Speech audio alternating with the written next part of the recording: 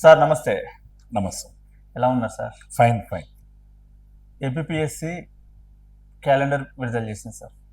So ఈ క్యాలెండర్లో AP job క్యాలెండర్లో గ్రూప్ 2 కనుక చూసినట్టయితే మనం చివరిసారి సిలబస్ గురించి మనం ఒకసారి డిస్కస్ చేసినామంటే ప్రిలిమ్స్లో 5 సబ్జెక్టులు మెన్షన్ చేయడం జరిగింది. ఈ 5 సబ్జెక్టులో కూడా దాదాపుగా జనరల్ స్టడీస్లో ఉండే సబ్జెక్ట్స్ ఉన్నా కూడా ఒక్కటి మెంటల్ ఎబిలిటీ అనేది స్పెషల్ అట్రాక్షన్. దట్ 30 మార్క్స్ ఉంది. మామూలుగా ఎస్ఐ కానిస్టేబుల్స్కి ప్రిపేర్ అయ్యే పిల్లలు అనుకోండి, మెంటల్ ఎబిలిటీ అనేది కొంతవరకు వాళ్ళు చేయగలుగుతారు. కానీ ప్యూర్ గ్రూప్స్ బ్యాక్గ్రౌండ్ ఉన్న వాళ్ళు మెంటల్ ఎబిలిటీ చదవాలంటే కొంచెం కష్టతరమైన పని. కానీ ఇదేదో 10 మార్కులు 15 మార్కులకు సంబంధించింది కాదు, 30 మార్కులకు సంబంధించినది. సో ఈ 30 మార్కుల మెంటల్ ఎబిలిటీ అనే ఈ సబ్జెక్ట్ ని ఎలా చదవాలి? ఎంటైర్ సిలబస్ మనం గ్రూప్ 2 ప్రిలిమ్స్ అనుకుంటే ఆ ప్రిలిమ్స్లో 5 సబ్జెక్టులో ఫస్ట్ 4 సబ్జెక్ట్స్ ఏదో విధంగా వాళ్ళు ఇండియన్ హిస్టరీ కానీ, జోగ్రఫీ కానీ, సొసైటీ ఎక్కడో చోట తారసపడతాయి అన్నీ కూడా వాళ్ళ అకాడమిక్ దాంట్లో. ఇక్కడ మెంటల్ ఎబిలిటీకి వచ్చేటప్పటికి వాళ్ళకి అసలు వాళ్ళకి ఆ ఎక్స్పీరియన్స్ ఉండదు బేసికల్గా. సో దీనికి సపరేట్గా ఖచ్చితంగా వాళ్ళు ప్రాక్టీస్ చేయాల్సిందే. మరి ఎలా ప్రాక్టీస్ చేయాలి? దీంట్లో ఈ సిలబస్లో దర్ ఆర్ 3 సెక్షన్స్ ఉన్నాయన్నమాట. ఒకటి logical reasoning, next is mental ability, దీని మెంటల్ ఎబిలిటీ అంటూ, and third one basic numeracy. ఈ బేసిక్ న్యూమరసీ కంటే ముందు first I will come to logical reasoning. Logical రీజనింగ్లో ఎప్పుడు కూడా that is what we call critical thinking అంటాం. దీనికి సంబంధించిన ఇచ్చిన సిలబస్ ప్రకారం చూస్తే అదంతా బ్యాంక్ ఎగ్జామ్స్ వాటికి కరెక్ట్గా అనువుగా ఉండే ఆ సిలబస్ అనమాట. సో ఇవి ఎలా ఉంటాయంటే ఒక మాటలో చెప్పాలంటే, సపోజ్ ఇద్దరు వ్యక్తులు ఉన్నారు. ఇద్దరు వ్యక్తుల్లో ఏ బిలో ఏని పిలిచి, అరే నువ్వు మీ ఇద్దరిలో అనకుండానే ఏ అనేవాడు మంచివాడు అని అన్నాడు. అంటే వెంటనే బి అనేవాడు అనేది ఒక మనకి ఒక నానుడు కూడా ఉండేది. ఏమనంటే రాజుగారి పెద్ద భార్య మంచిదంటే ఆటోమేటిక్గా చిన్న భార్య అనే ఇది వస్తుంది. సో ఇలాంటి వాటిని క్రిటికల్ థింకింగ్ అంటాము. అలాంటి ఆ సబ్జెక్ట్ అనమాట అది. So this is very very important. APPSC group 2 syllabus frame చేసినప్పుడే చాలా లాజికల్గా దాన్ని మినిమం థింకింగ్ ఆ టైప్లో ఉండాలనే కాన్సెప్ట్తో ఫస్ట్ అది పెట్టారు. ఏ సిలబస్లో, ఇండియాలో ఏ సిలబస్లో కూడా రీజనింగ్ ముందు పెట్టలే.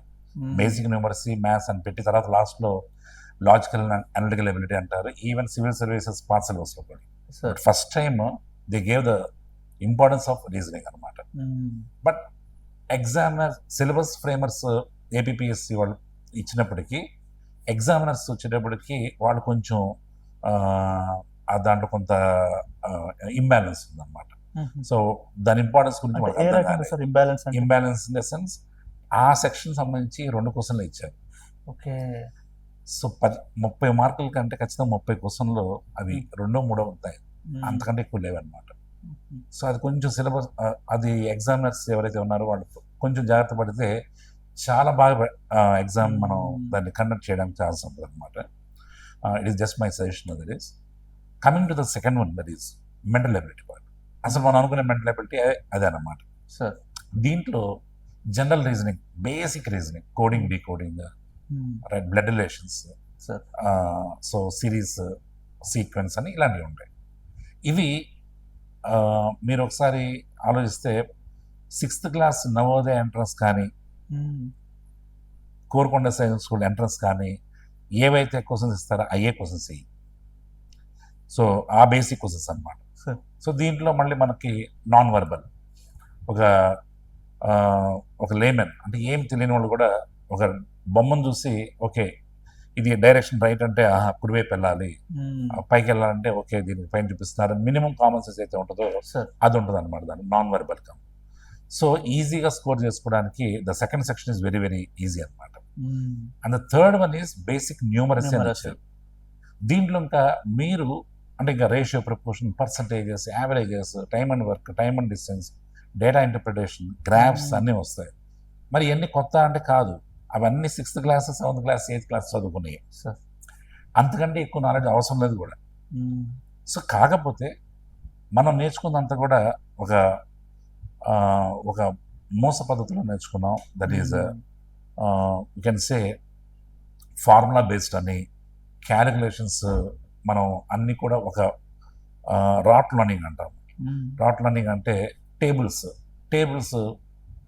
ఖచ్చితంగా 20 టేబుల్స్ రావాలని అంటారు. సార్ ఆ 20 టేబుల్స్ రాకపోతే మ్యాథ్స్ రాదంటారు. అది తప్పు అనమాట.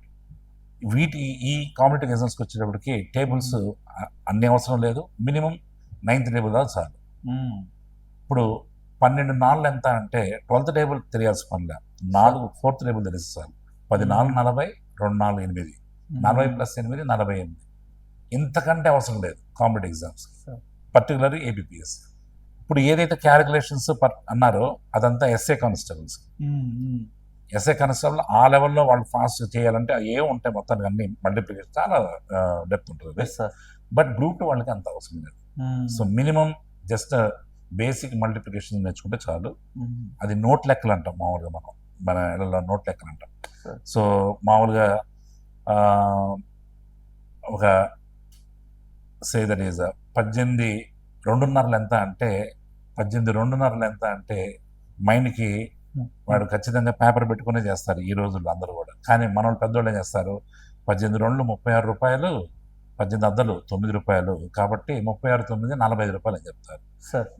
ఈ మాత్రంగా ఉంటే మీరు ఖచ్చితంగా మెంటల్ ఎబిలిటీలో 30కి 28+ నో డౌట్, 30కి 28+ 100% వస్తుంది. ఆ స్కోర్ చేసుకోవడానికి అవకాశం ఉంది దీంట్లో. ఏ ఇతర సెక్షన్స్లో కూడా యూ కెనాట్ మనం ఎక్స్పెక్ట్ చేయడానికి ఉండదు అనమాట. ఎందుకంటే vast syllabus is vast. Indian history అంటే ఎక్కడైనా అడగచ్చు, ఏమైనా అడగచ్చు, దానికి ఒక లిమిట్ ఉంటుంది. కానీ ఇక్కడ ఖచ్చితంగా ఒక క్వశ్చన్ మనకు తెలిసిన సిలబస్లోనే అడుగుతారు, కాకపోతే లాజిక్ని మనం బయట తేడానికి కొంచెం టైం పడుతుంది అంతే. అండ్ ఇప్పుడు ఓవరాల్గా దీన్ని ఈ సిలబస్ని చూస్తే రెండుగా బ్రాడ్గా డివైడ్ చేస్తే, ఒకటి రీజనింగ్, ఇంకోటి అర్థమెటిక్. అర్థమెటిక్ పార్ట్ని ఖచ్చితంగా మీరు టైం నేర్చుకోవడానికి టైం ఎక్కువ పడుతుంది, కానీ స్పాట్లో ఎగ్జామ్లో ఆన్సర్ పెట్టచ్చు. రీజనింగ్ నేర్చుకోవడం ఈజీ, కానీ ఎగ్జామ్ హాల్లో టైం ఎక్కువ పడుతుంది దానికి ఆన్సర్ రావడానికి. ఈ రెండింటిని బ్యాలెన్స్ చేసుకుంటూ మీరు ఎగ్జామ్ హాల్లో మనం ఎగ్జామ్ స్ట్రాటజీ.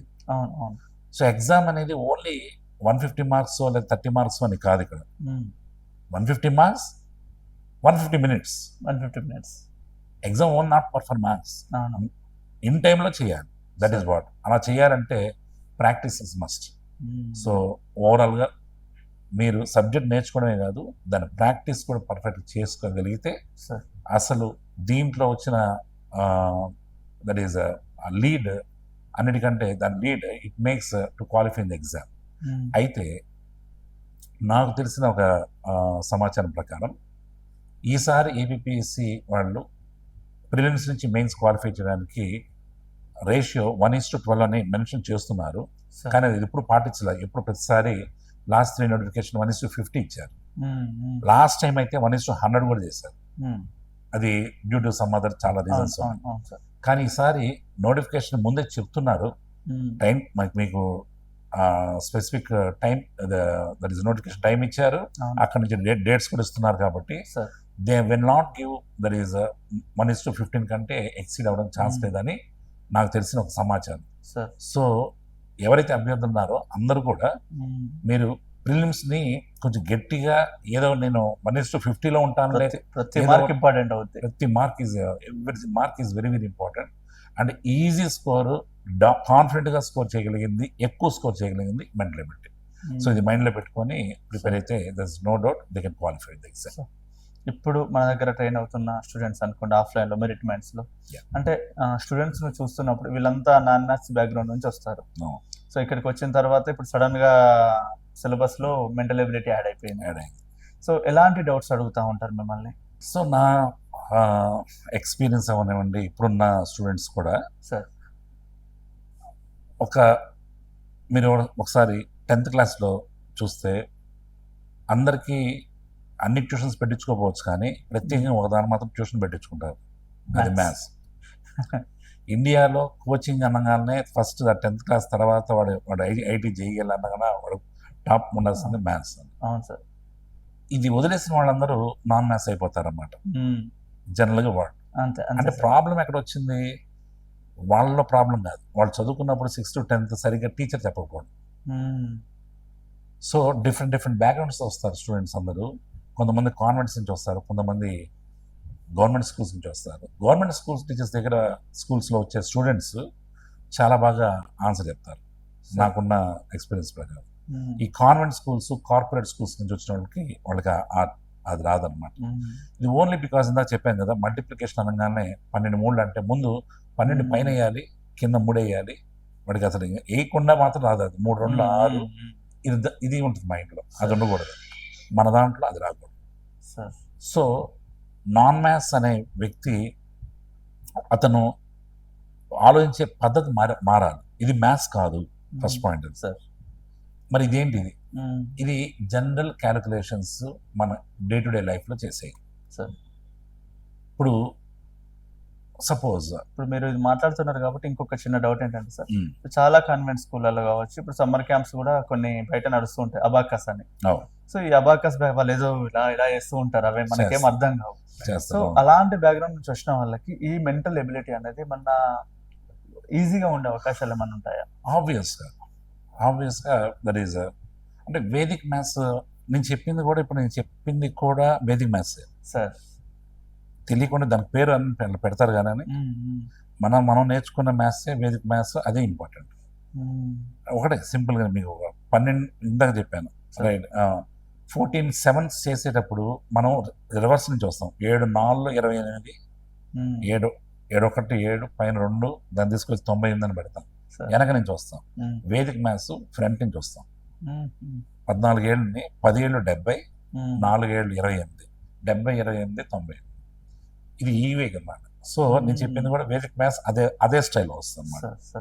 సో ఇవన్నీ కూడా టెక్నిక్స్ ఆర్ మల్టిప్లికేషన్ ఫాస్ట్ చేయడానికి ఇంత అవసరం లేదు, అస్సలు అవసరం లేదు. కొన్నిసార్లు ఏమవుతుందంటే క్వశ్చన్ చూసి ఆన్సర్స్లో కూడా చూసి ఎలిమినేట్ చేయొచ్చు. Arithmetic that is what basic క్యాలిక్యులేషన్స్లో మనం చేసేయచ్చు. అవి చాలా టెక్నిక్స్ అనేవి చాలా కాదు, 1 2 గట్టిగా ఉంటాయి, వాటిని ఫాలో అయితే చాలు, అంతే తప్ప. ఇప్పుడు సపోజ్ వడ్డీ లెక్కలు ఉన్నాయి.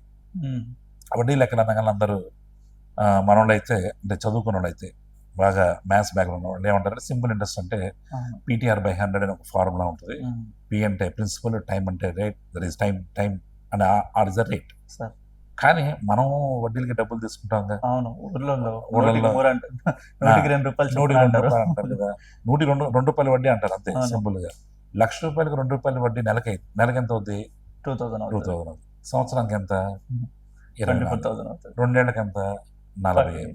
మరి ఇక్కడ ఫార్ములా ఏం PTR/100 యూజ్ చేయలేదే. ఇప్పుడు ఆ యూజ్ చేయకపోవడం అనేది అదే మెంటల్ ఎబిలిటీ, అదే చాలు మనకి. ఫార్ములా అనేది అవసరం ఉండదు.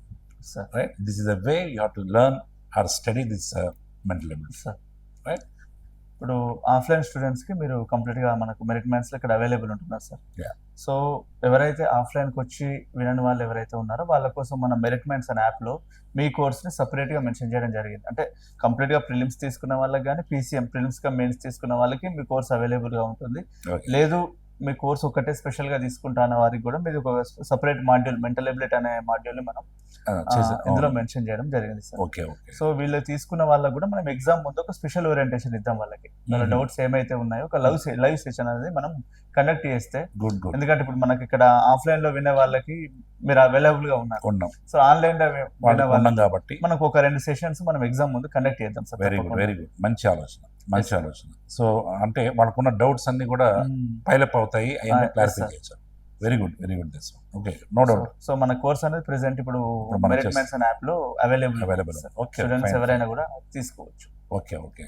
So this is a good thing. That is అంటే చాలా మంది ఎంప్లాయీస్ ఉంటారు, కొంతమంది హౌస్ వైఫ్స్ ఉన్నారు. చాలా మంది నా స్టూడెంట్స్ ఒక 5 ఏళ్ల క్రితం స్టూడెంట్స్ అందరూ కూడా మ్యారేజ్ చేసుకొని మరి వాళ్ళు దీంట్లో ఉన్నారు కాబట్టి, ఇలాంటి ఆపర్చునిటీ ఉంది కాబట్టి, సేమ్ నా క్లాసెసే మీరు విన్నారు కాబట్టి, ఇంకోసారి అంటే ఇప్పుడు నేను చెప్పిన క్లాస్ ఇంకొంచెం మీకు మళ్ళీ అది ప్రాక్టీస్ చేసినట్టు అవుతుంది. So you can take that one. And ఆ 2 సెషన్స్ అనేది కూడా వెరీ ఇంపార్టెంట్. సో అదొక మంచి ఒక 2 hours 3 hours సెషన్స్ పెట్టుకొని sir we can complete that one, right? So better that is ఖచ్చితంగా మ్యాథ్స్ మాత్రం that is repeated practice is must and sure. ఒకవేళ ఏమైనా కాన్సెప్ట్స్ మీరు ఏమైనా మిస్ అయి ఉంటే ఖచ్చితంగా అది ఆ వీడియోస్ బాగా మనకు వస్తాయి. ఎవరైతే కొత్తగా వింటున్నారో వాళ్ళకు కూడా నేను వెరీ బేసిక్స్ నుంచి చెప్పాను. So it is not purely maths students అని కాకుండా బేసిక్స్ నుంచి almost I think 90 to 100 hours classes ఉన్నాయి. So this the best opportunity and మంచి పని చేస్తున్నారు. Yes, ఎమిగో వస్తాను. Right, very good. Ya, thank you sir, thank you. Thank you.